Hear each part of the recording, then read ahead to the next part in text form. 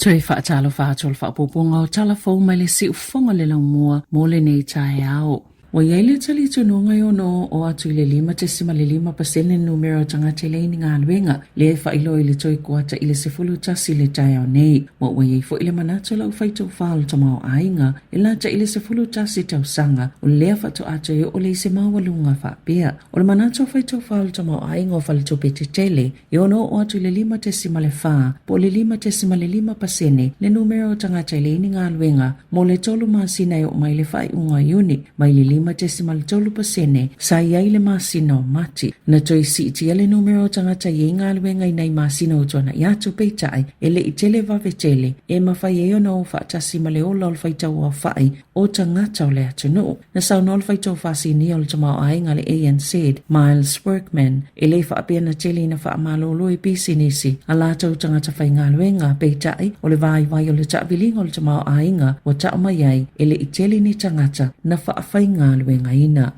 Ua whaasalaina le whalipuipui se tamaita i Amerika mo le lata i le 5 tausanga ina ua tau mawhai au mai whaanana i tutono New Zealand le whalau whaasaina o le methamphetamine e se 10 kilo kalama le mamafa e tolulua tausanga o lea tamaita. Mana suesueina na ato ina ua tau nuu i le malaiwa alele i Aukilani mai se whai ngā malanga mai San Francisco i le aso se 10 November le tausanga taluai o lana tala i le ofisa o tiute na te iloa le leimea umwa o i tutono lana ato mai le ifo ini whalau saina na yai peitai na mawaine a fifi e tolu se fuluono o le methamphetamine sana na i totonu o atopa o lua na mawa fo i se vaenga i titi o le pauta o ona i totonu o lana ato taitai o le aso tolu tase i ulaina to laulau inailo na whaasalanga ili whaamsinonga whaitomalo o manu kau.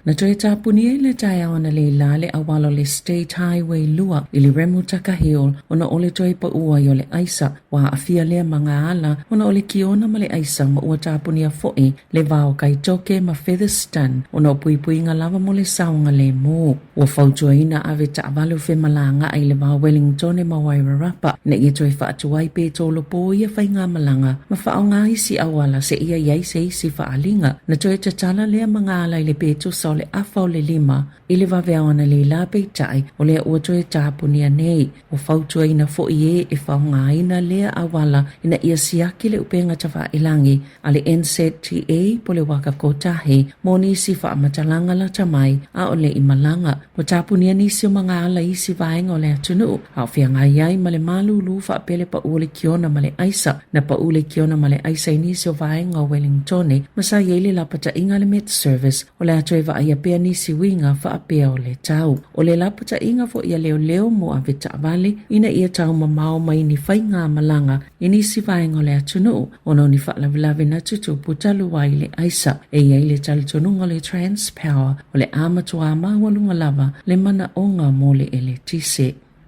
Na whaaliele saili linga le AA o le tootele o aveta vale ele au siale silia ma le 7% o le suenga mo ta ia la whaavae mo lungo awala titele. E to olima se lau tolu se 5 aveta vale yeila i sene sa fesilingia i se saili linga mana mawai foi e tutusa lelei makana maue tangata ua silia ma le 10 sanga o aveta vale ma tangata ua atole tau sanga talu ona mawala i sene na saunoa Dylan Thompson o le whaia saili linga le AA ma le pule ina le tutau i le saunga le muilungo o wala titele e whailava si atu ngalu tele o na ile aima se aveta vale to tasi na sao uma fesili e 2 le suenga e tataona au sia le iwa 10% o le pasi mo le suenga tusi po le theory test o le suenga mo le laisene a o na saunoa Thompson e le to tele na mawhaiona au sia le amaka mai le to olima se lau tolu 5 na fesili ngiaina ma e elo na manatu o se mea ua matua mo umia o na whaaleleia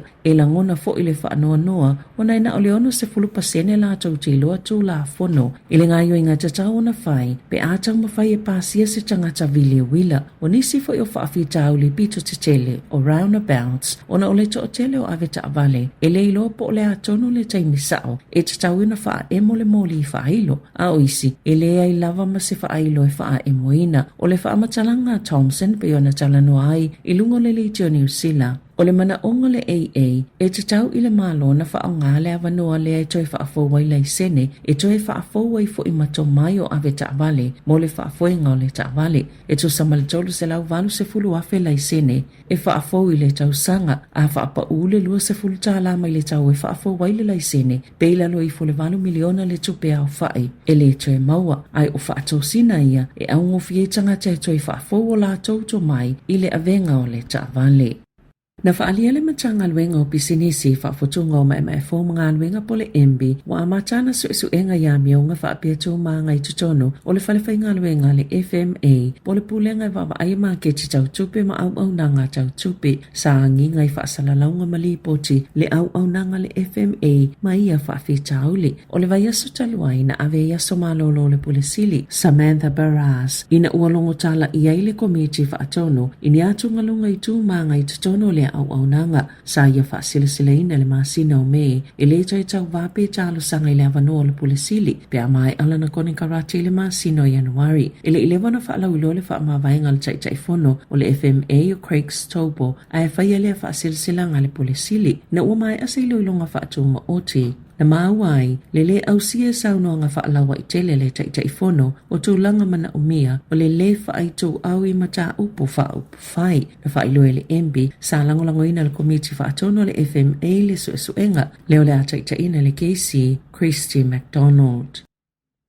Na musu wawa samana ia Winston Peter se whaato ese ana saunoanga na lafu le vai astaluai e whaasanga le whaipule le Cranes o Lawrence Sunan o se tangata anu o New Zealand masaina e uina saunoa le palemia o ni whaamatalanga whailunga lanu na langa e tui senave maulu mutotoa Christopher Laxon lea mata upo i le taita e le New Zealand First i le asonga fua i se fono na o i la ua peitai na le imana o le palemia e whailua ni au ili ilinga o lea talanoanga e o fo ia wawa samana ele imana o e whailo mata upo le tala noanga. Ina ua fisilingia pe whaato ese beita ina tali wawasa mana ia ele whaato ese. Masa tala fia ngai lavala na ngā yoinga o no le whaalavilave o le li whaipuli le taimi a o whaiala na saunoanga le palemene na sauno fo i wawasa mana ia o ia na whaila na whaamatalanga e winga i taimi ia na tāpunia maloka i le atunu. Whaapea ma le whaau fiu ni mea na whaia i le ilo ilonga le COVID whaatase matangata o le ama whatia mai ai aina e leo te le atu le whaipule o whaiala na saunoanga ma e le whaato ese. I whaamaumaunga aloa i e whelaflafo inga le palemene o lo whaamauina ai sa whaalavilave sunan i le saunoanga wawasa mana ia. E ala ilo na tau wala au leo te le atu iai pe ua whaisona tui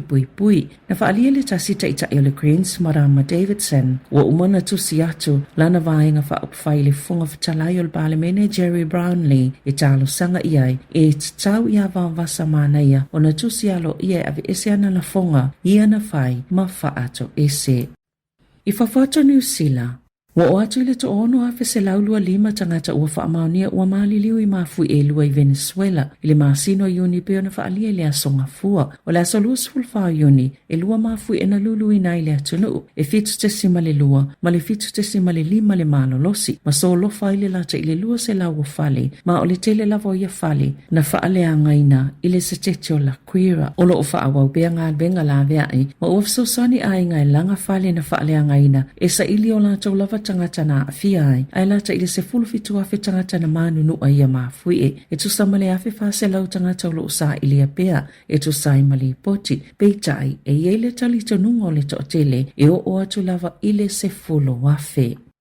E 5 atunu o le Pasifika o nofo sauni a vea masuitu mau tutono le pola kalame a le United States o le Visa Bond Program e alanga atataua i tangatau i atunu o na whailole o atu le lua se fulu afe tala Amerika e mawhaiona malanga i Amerika i se visa siasi le tō mau na whaamaunia le United States o le avea o se mea tō mau la lato pola kalame o le Visa Bond Pilot Program pe o na liputia mua le Reuters i le whaiunga le vaiaso o lo o awhia lea pola kalame o visa ale whainga mālua Trump atunu o e 5 se fulu ma e tele lava e mai Afrika ma na matana whaialea whainga le whaiunga au kusolua whelua 5 e sa ili i tangata o lo o vaso whaasolu la fono. I totono le United States, o atunu e 5 ia mai le Pasifika, e iei Fiji, Papua New Guinea, Tonga, Tuvalu, ma Vanuatu. Na whaalia le malo le United States, o le bond le te tauna tutongi le tangata, wa whaamaunia, o se whainga o ngā mo le whaaitinga o tangata o vaso, ilo lata watunuu, o le asotolo au kuso lea na amata whaamamaluinai, lea polo kalame. I taalonga, wa whaamaunia le awale Highlanders, le saini ai o tuna tu i tamo le manu Samoa, whaapea i Josepha Tamani o Fiji, ila lato kalapu, e ta ilua tau sanga o kone karate a ia tau le lea, i o atu lava le whaiunga le lakapi supa, o le lua whelua valu, e lua tau sanga na ta alo i tu i tamo le moana Pasifika, ma e se fululua ta alonga whaitau lia, na ta alo i mo Samoa, ina ua ulua i filifilia i le lua whelua wha, au le i filifilia tu i tamo le moana Pasifika, sa ta alo le ta amile sanga le ta ito ofito le lalulangi, ma e tolu se fulu sikua na ia maua ina i ta alonga, e 5 se fulu ono, mo le au ta ito ofito a Samoa, na whaafetai e tu i tama, le atua ona ana le se anoa ia, na te le maua ia whaamanianga, na ia whaafetai alona ainga, whaapea fo i le Highlanders, ona o lea vanoa. Tala fau ia mai le si ufonga o le lau mua.